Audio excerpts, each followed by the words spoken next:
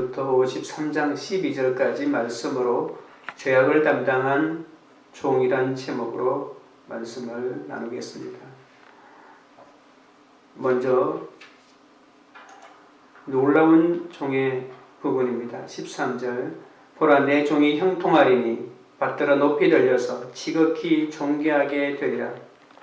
하나님은 선지자를 통해 장차 세상 가운데 보내실 종을 예언하며 노래하라고 하십니다. 사람들은 종의 외모를 보고 놀라지만 그가 전하는 말을 듣고 더욱 놀라게 됩니다. 종은 이스라엘의 언약을 회복하고 열방에 빛이 비추게 하는 사명을 가지고 있습니다. 이것은 죄를 없애야만이 가능한 사역입니다. 13절 앞에 형통하다는 말은 사역의 목적을 이룬다는 뜻입니다. 원어로는 지혜롭다는 말입니다. 지혜롭게 행동해서 노력한 일이 성공을 거둔다는 뜻입니다. 내가 부름받은 목적을 위해 마땅히 해야 할 일을 아는 것이 지혜입니다. 내 죄를 보고 악을 떠날 때 하나님께서 지혜를 주십니다. 내 지혜를 버리고 하나님께 돌이킬 때 이미 늦은 것 같아도 내 죄를 보기 시작하면 지혜를 주십니다. 그 지혜로 문제를 해결할 힘을 얻습니다. 이 지혜가 사람을 구원합니다. 그래서 종은 목적이 이 땅에서 부자가 되거나 더 많이 누리는 데 있지 않습니다. 사람의 행복이 무엇을 가졌는가, 무엇을 획득했는가에 있지 않습니다. 무엇을 얼마나 소유했는가가 아니라 소유를 누리는 태도가 내 삶의 질을 결정합니다. 하나님은 내 종이 높이 들려서 존귀하게 된다고 하십니다. 어떤 인간도 높임받아서는 안 됩니다. 오직 하나님만 높임받으시도록 인간의 모든 높음은 낮아져야 합니다. 바울은 예수님이 사람의 모양으로 나타나사 자기를 낮추시고 십자가에서 죽기까지 복종하셨기 때문에 하나님이 그를 지극히 높여 모든 이름 위에 뛰어난 이름을 주셨다고 빌립보 2장 9절에서 말하고 있습니다. 14절입니다. 전에는 그의 모양이 타인보다 상하였고 그의 모습이 사람들보다 상하였으므로 많은 사람이 그에 대하여 놀랐거니와 그가 나라들을 놀라게 할 것이며 왕들은 그로 말미암아 그들의 입을 봉하리니 이는 그들이 아직 그들에게 전파되지 아니한 것을 볼 것이요 아직 듣지 못한 것을 깨달을 것임이라. 사람들도 놀라고 열방도 놀랍니다. 놀라는 이유는 종의 여호와의 종의 모습을 보고 충격을 받았기 때문입니다. 그의 외모가 너무 상했기 때문입니다. 14절에는 종의 모습이 너무 상했기 때문에 놀라고 15절은 너무 높이 들렸기 때문에 놀란다고 생각하는 해석도 있지만 그렇게 해석하지 말고 둘 다 너무 상했기 때문에 놀라는 것으로 보는 것이 더 자연스럽습니다. 예수님이 아직까지 53장 1절, 2절, 3절, 4절로 생각했을 때 높아졌다고 생각하기가 힘들기 때문에 14절에 놀라는 것도 예수님이 너무 상했기 때문에 놀라는 거고 15절에 놀라는 것도 예수님의 모습이 너무 상했기 때문에 놀라는 걸로 보는 것이 좋을 것 같습니다. 처음에는 많은 사람이 예수님의 상황을 보고 놀라지만 15절로 넘어오면 그 놀라는 수준이 전 세계로 퍼져가서 모든 세상 사람들이 다 예수님의 모습을 보고 놀란다고 말합니다. 종은 육체적으로, 정신적으로, 영적 고난을 모두 다 받는다고 말합니다. 사람은 자신의 장점이나 매력을 보여주어야 사람들의 호감을 얻어 일을 할 수가 있습니다. 그런데 종은 상한 모습으로 사람들의 호감을 얻을 수 없습니다. 반대로 종은 온갖 굴욕을 당합니다. 보는 사람마다 종의 비참한 모습을 보고는 놀라고 분하게 여깁니다. 구원자는 다 잃어버림으로 모든 걸 얻는다고 하는 말에 말문이 막힙니다. 예수님처럼 자신이 죽어야 다른 사람을 구원할 수 있다는 말을 누가 믿을 수 있겠습니까? 바울도 자신이 전하는 그리스도의 십자가 복음의 역설에 대해서 로마서 15장 21절에서 이 본문을 그대로 인용하고 있습니다. 처음에는 구원자가 당하는 죽음 같은 고난의 충격을 받지만 결국 그의 고난이 우리를 위한 것이라고 하는 사실을 인정하게 됩니다. 15절의 뒷부분에 있는 말씀, 그들이 아직 그들에게 전파되지 아니한 것을 볼 것이요. 무엇이 전파되지 않았습니까? 구원자가 고난을 당함으로, 구원자가 죽음으로 사람들을 구원한다는 소식입니다. 아직 듣지 못한 것이 무엇입니까? 십자가의 고난을 통해서 사람을 구원한다는 이 메시지입니다. 이 메시지가 깨닫게 되는 날이 있을 것입니다. 예수님은 이 땅 가운데 보내실 예수님의 끝모습보다 그분의 새로운 가르침에 주목하라고 말씀하십니다. 많은 사람은 메시아의 모습으로 상함이 없고 근사한 외모의 소유자를 왕을 기대했습니다. 그러나 우리가 예수님에게서 들어야 할 것은 그분의 가르침이고 영원한 하나님의 가치관입니다. 그 말씀을 듣고 그 가치관을 깨달아야만이 예수님이 진정한 구원자이신 것을 우리도 확실히 깨달을 수 있습니다. 적용 질문을 드립니다. 내가 예수께 기대하는 것은 무엇입니까? 지금까지 나를 가장 놀라게 깨우쳐준 말씀은 무엇이며 어떤 것을 깨닫고 있습니까? 인생의 목적이 행복이 아니고 거룩이라고 하는 말이 믿어지십니까? 둘째로 멸시와 질고의 종에 대한 부분입니다. 53장 1절입니다. 우리가 전한 것을 누가 믿었느냐? 여호와의 팔이 누구에게 나타났느냐? 이사야는 여호와의 종을 좀 더 구체적으로 예언합니다. 고난당하는 종에 대한 소식을 들었을 때 백성들은 한결같이 믿기를 거부하며 불순종했습니다. 그러나 모든 예상을 깨고 하나님은 자신의 강한 팔로 이스라엘을 구원시켜 하나님과 화목하게 하시고 열방마저도 이 은혜에 동참할 길을 여셨습니다. 여호와의 팔이 하나님께서 택한 고난받는 종을 통하여 나타났다는 것이죠. 2절입니다. 그는 주 앞에서 자라나기를 연한 순 같고 마른 땅에서 나온 뿌리 같아서 고운 모양도 없고 풍채도 없은즉 우리가 보기에 흠모할 만한 아름다운 것이 없도다. 하나님의 종으로 뽑힌 사람은 백성들의 반감을 불러일으켰습니다. 보통 구원자는 강력한 카리스마를 가진 매력적인 사람입니다.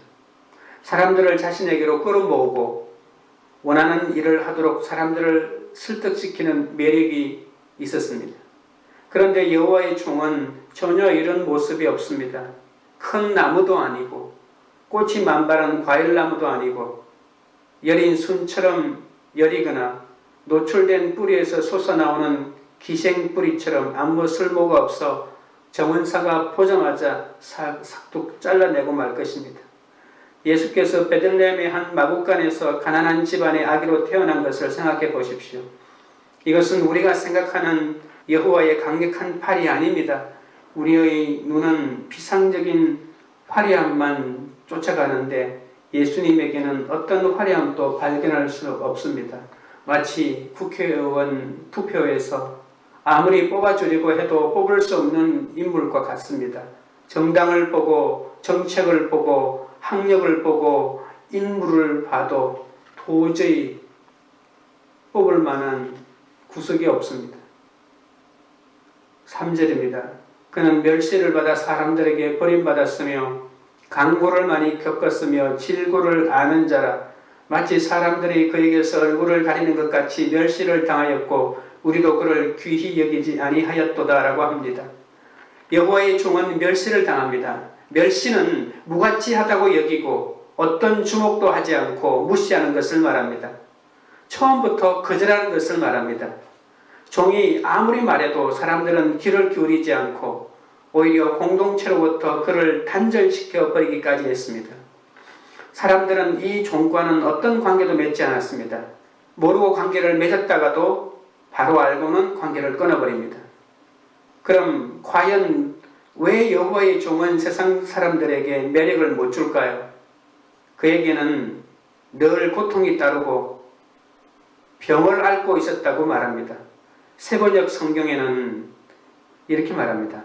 그는 언제나 병을 앓고 있었다고 이렇게 말합니다. 우리가 보는 성경에는 질고를 아는 자라고 말하는데 뭘 대단한 것 같이 하는데 이 해석은 정말 예수님의 모습을 제대로 보는데 방해되는 그런 해석인데 빨리 세번역처럼 바꾸었으면 좋겠습니다. 그는 언제나 병을 앓고 있었다. 여러분 10년, 20년, 30년 병을 앓고 있는 사람을 보신 적이 있습니까? 대부분 사람들은 병을 앓고 있는 사람 앞에서는 자유롭게 행동하지 못합니다. 좋은 감정도 잘 표현하지 못합니다. 늘 조심스럽습니다. 그러다가 아픈 사람과는 아예 만남을 피해버립니다. 병을 앓는 사람에게 동정은 하면서도 그 질병이 주는 고난을 부담스러워합니다. 여호와의 종도 늘 병을 달고 살았는데 나타나기만 하면 사람들이 얼굴을 가려버립니다. 다른 사람에게 오랜 지병이 있는 사람에게 얼마나 부담을 주는지 우리의 삶을 생각해 보면 알 수 있습니다. 어떤 고난인지 모르겠지만 늘 고난을 당하고 늘 병을 달고 다니는 사람을 누가 좋아하겠습니까? 그런 사람하고 누가 일을 하고 싶어 하겠습니까? 죄와 속박에서 구원할 여호와의 팔인 종이 나타났는데 사람들은 오히려 혐오감으로 회피해버립니다. 이 세상이 권력과 화려함과 건강과 외모에 도취되었기 때문에 진짜 메시아를 알아볼 리가 없습니다. 4절에 그는 실로 우리의 질고를 지고 우리의 슬픔을 당하였거늘 우리가 생각하기를 그는 징벌을 받아 하나님께 맞으며 고난을 당한다 하였노라. 실로는 그러나 틀림없이라는 뜻입니다. 하나님의 종은 여호와의 종은 우리가 믿고 받아들이기 힘든 모습으로 나타났지만 우리를 구원하기 위해서 그렇게 되었다고 말합니다. 종은 고난을 당했지만 죄를 지은 당사자는 바로 우리였습니다. 다른 누군가가 마땅히 겪어야 할 불행이라고 했는데 그것이 바로 나의 불행이었다는 것을 알았을 때 우리는 충격을 받습니다. 종은 외면하고 하찮게 여겼던 종을 외면하고 하찮게 여겼던 종이 가진 연약함과 질병이 사실은 나의 연약함과 나의 질병이었다는 것입니다. 우리가 그렇게 무시하고 외면했던 연약함과 질병이 나 때문이었다는 것을 알 때 어찌 우리가 그가 가진 것을 높이지 않겠습니까? 종의 모든 고난은 내 죄 때문에 생긴 것입니다. 레위기에서 죄를 지으면 제물을 바치는데 제물이 내 죄를 짊어지고 나 대신 죽음으로 내가 죽지 않아도 되는 것입니다. 짐승은 죄인이 해야 할 일을 대신 했습니다. 당하였거늘 이라고 하는 말은 다른 누군가를 위해서 짐을 지는 것을 말합니다. 맞으며라고 하는 말이 있죠. 징벌을 받아 하나님께 맞으며, 이 맞으며라고 하는 말은 갑자기 발생하는 어떤 질병이나 불행을 말합니다. 종은 다른 사람을 살리기 위해 나병 같은 혐오스러운 질병을 앓았다고 볼 수 있습니다. 왜 종이 그런 병을 앓았는지 생각해 보십시오. 종이 가진 모든 고난은 종의 탓이 아니라 바로 내 탓이었다는 것입니다. 5절입니다. 그가 찔림은 우리의 허물 때문이요 그가 상함은 우리의 죄악 때문이라. 그가 징계를 받음으로 우리는 평화를 누리고 그가 채찍에 맞음으로 우리는 나음을 받았도다. 우리는 그 종의 죄와 실패 때문에 하나님이 벌하신다고 생각했습니다. 그런데 사실은 우리의 반역의 결과로 그는 찔렸습니다. 찔리는 것은 육체적인 폭력을 당하고 몹시 고통스럽게 죽는다는 뜻입니다. 상한다는 것은 산산이 부서지고 가루로 만들어진다는 것을 말합니다. 이 땅에 인간은 무조건 창조자의 다스림을 거부하고 내 욕망을 내세우기 위해 내 주장만 고집하는 것이 인간의 모습입니다. 이것은 단순히 실수이거나 오늘 내일 일이 아니라 사망과 부패에 이르게 하는 아주 큰 죄라고 볼 수가 있습니다. 내가 칼에 찔리고 내가 내죄의 형벌을 당해야 하는데 그러나 주님이 우리 대신 죄의 형벌을 떠안고 말았습니다. 이 죄의 결과로 온 나라와 세상이 병들었고 삼할 수도 없는 상처투성이가 되었습니다. 이 세상은 회복의 가능성도 없습니다. 어떻게 하면 이런 절망을 극복할 수 있겠습니까? 위선적인 예배를 멈추고 공평하고 의로운 삶을 살아야 하면 이것이 해결될까요? 그러나 그것 가지고는 과거를 속죄하고 상처를 낫게 하고 전염병을 없앨 수는 없습니다. 옛 글자 위에 새 글자를 쓴다고 옛 글자가 지워지나요? 습판을 깨끗하게 치우는 수밖에 없습니다. 누군가가 대신 우리 죄의 대가를 치르는 것뿐입니다. 여호와의 종은 백성들이 드는 죄의 결과로 고생하지 않도록 그들을 위해 그 많은 죄를 다 옮겨버립니다. 우리가 행복을 얻을 수 있도록 죽음의 형벌을 감당했고 우리 상처가 나을 수 있도록 감염된 상처를 당신이 모두 가져갔습니다. 종은 자기 백성과 함께 고난받는 자가 아니라 자기 백성의 상처를 자신이 모두 가져가고 그 대신 백성들을 회복시켜주는 그런 분이십니다. 6절입니다. 우리가 다 양 같아서 그릇 행하여 각기 제 길로 갔거늘 여호와께서는 우리 모두의 죄악을 그에게 담당시키셨도다. 양은 외골수인데다가 주변 상황을 의식하지 않는 것으로 악명이 높습니다. 양들은 다른 풀밭에 신경이 가 있으면 다른 것은 아랑곳하지 않습니다. 더구나 양들은 한번 놀라면 아무 방향으로나 달아납니다. 그래서 양들은 길을 잃어버리기 쉽습니다. 우리도 양처럼 우리가 선택한 결과에 신경 쓰지 않습니다. 내가 잘못한 것인데도 불구하고 내가 잘못한 죄의 결과를 내가 모른 채 하는 사이에 그 모든 죄의 형벌을 주님이 대신 담당하신 것입니다. 적용 질문입니다. 내 죄 때문에 고난당하신 예수님을 사랑합니까? 예수님 덕분에 깨어진 관계가 회복되고 영육의 병이 나았음을 잊은 채 방황하고 있지는 않습니까? 셋째로 죄를 담당하는 종의 자세를 살펴보겠습니다. 7절에 그가 곤욕을 당하여 괴로울 때도 그의 입을 열지 아니하였으며 마치 도수장으로 끌려가는 어린 양과 털 깎는 자 앞에서 잠잠한 양같이 그의 입을 열지 아니하였도다라고 합니다. 선지자는 강포나 거짓 증거의 죄가 없음에도 곤욕과 신문을 당하기 위해 끌려가실 메시아를 말해줍니다. 곤욕은 육체에 폭력을 가하면서 거칠게 다루는 것을 말합니다. 그런데 여호와의 종은 그때에도 자신을 스스로 낮추며 기꺼이 당합니다. 운명에 맞서 싸우지 않습니다. 주님은 무자비한 운명에 거대한 장치에 사로잡힌 희생자가 아니라 가장 모멸적인 상황에서도 가치와 위험을 잃지 않는 분이십니다. 예수님께서는 누가복음 9장 51절에 죽음이 기다리고 있는 예루살렘으로 가실 때도 성천하실 기약의 차감해라고 하시면서 예루살렘을 향하여 올라가기를 굳게 결심하셨다고 했습니다. 예수님의 여호와의 종은 백성의 반역으로 쓰러짐을 당해도 양처럼 도살자에게 끌려갑니다. 양은 앞으로 일어날 일을 전혀 예상하지 못하고 순전하게 따라갑니다. 그런데 이 본문에서의 초점은 알아채지 못한 것이 아니라 앞으로 일어날 일에 대한 자발적인 복종이 더 강조되고 있습니다. 예수님이 자신이 죽을 줄 알고 예루살렘으로 올라간 것과 똑같습니다. 이스라엘 백성들은 조금만 힘들어도 하나님께서 자기를 잃어버렸다고 불평하면서 항의합니다. 왜 약속대로 하지 않냐고 말입니다. 여호와의 종은 전혀 그렇게 하지 않았습니다.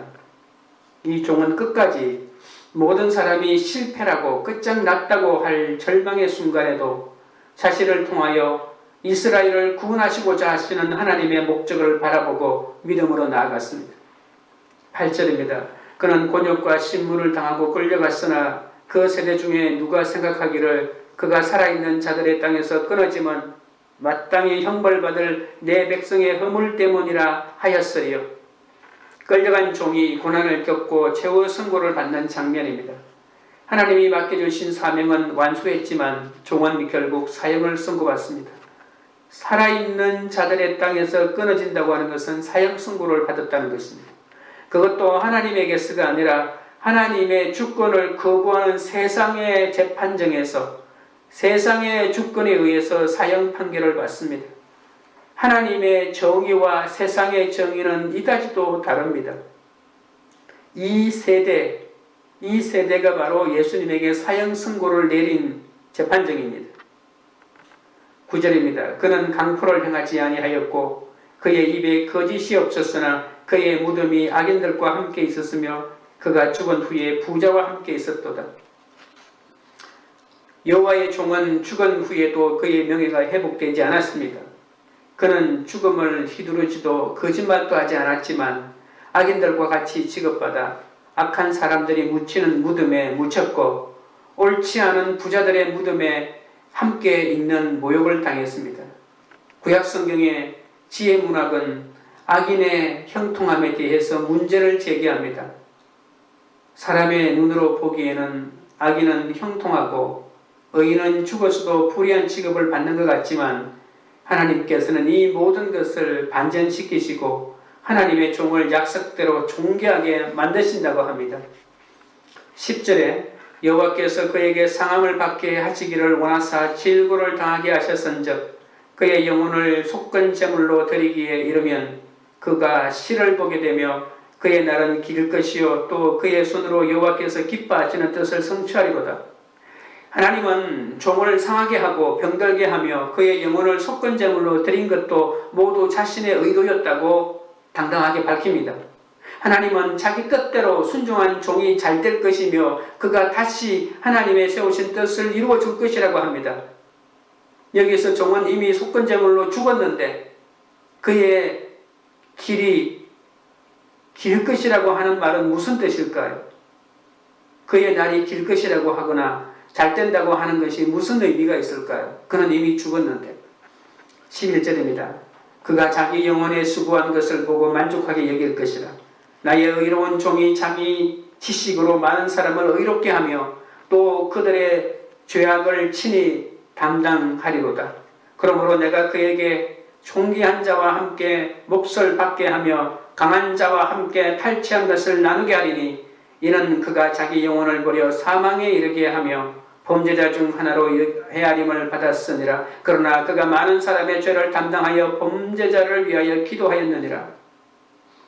하나님은 자신의 뜻에 순종한 종을 누구도 다른 의견을 낼 수 없도록 확실하게 존귀하게 만들어 주겠다고 했습니다.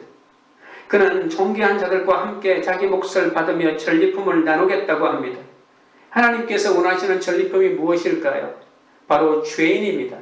죄인을 전리품으로 얻어 의인으로 만드는 것입니다.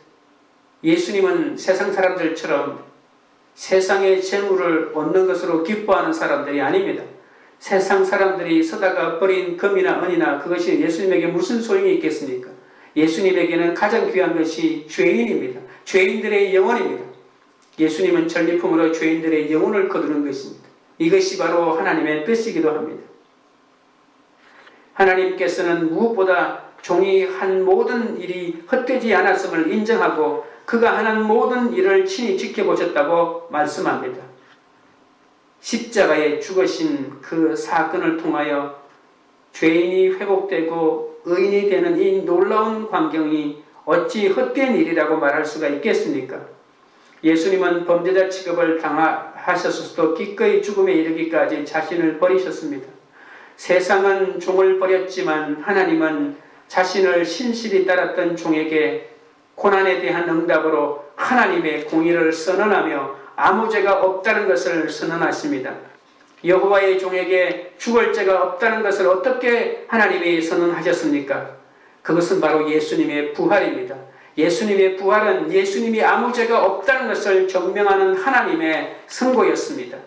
예수님의 부활이야말로 그가 아무 죄가 없다는 것을 만천하에 드러낸 하나님의 공의 선언이자 구원자 있음을 증명해 주는 것입니다. 그래서 예수님의 부활이야말로 예수님의 모든 억울한 것들을 풀어주는 것이요 예수님을 존귀하게 하는 것입니다. 부활은 예수님이 한 모든 행동이 하나님의 뜻이었다는 것을 드러내주는 것이었습니다. 인간의 죄악을 친히 담당하지 않으면 하나님과 죄인인 우리의 관계가 회복될 수 없음을 아셨기 때문에 예수님은 자신의 희생으로 하나님의 뜻을 성취하신 것입니다. 예수님이 내 죄를 친히 담당하셨음을 안다면 나도 내 죄로 인한 아픔과 고통을 묵묵히 감당해야 할 것이고 그것으로 인하여 다른 사람을 구원하는 일에 쓰임받는 자가 되어야 할 것입니다. 적용 질문입니다. 예수님이 나의 모든 죄를 담당하셨음을 믿습니까? 내 죄의 결과로 주어진 삶의 고통을 묵묵히 감당합니까? 아니면 남을 원망합니까? 기도하겠습니다. 하나님 아버지, 죄인인 제가 받아 마땅한 멸시와 버려짐과 고통과 징계를 모두 대신 받으신 예수님께 한없는 감사와 찬양을 올려드립니다. 제가 예수님께 세상의 성공을 기대하지 않게 하시고 오로지 주님의 말씀을 깨닫게 하셔서 사람을 살리는 일에 쓰임받게 하여 주시옵소서. 예수님의 희생으로 제가 하나님과 평화를 누리고 나음을 입게 되었음을 감사합니다. 내 죄 때문에 고통당하신 예수님을 사랑하게 하시고 예수님 덕분에 깨어진 관계가 회복되고 영육의 병이 나았음을 잊은 채 나를 위하여 세상의 가치를 추구하기 위하여 방황하지 않도록 붙잡아 주시옵소서. 죄의 결과로 주어진 삶의 고통을 통하여 남을 원망하지 않게 하시고 그것이 내 죄의 결과임을 인정하게 하여 주시옵소서.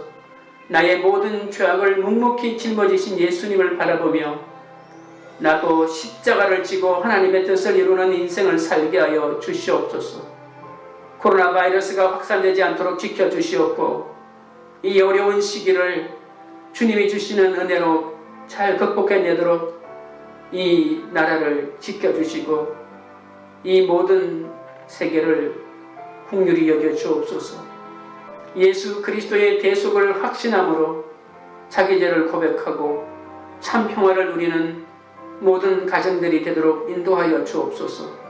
관계 우리들 교회가 세상이 주는 옳다는 판결에 만족하지 않게 하시고 하나님의 공의를 더 기뻐하는 공동체가 되게 하여 주시옵소서.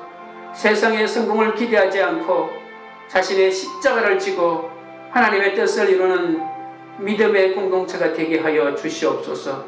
오늘 하루의 삶도 주님의 소리에 의탁하오니 주여 주의 길로 우리를 인도하여 주시옵소서. 예수님의 이름으로 기도드리옵나이다. 아멘.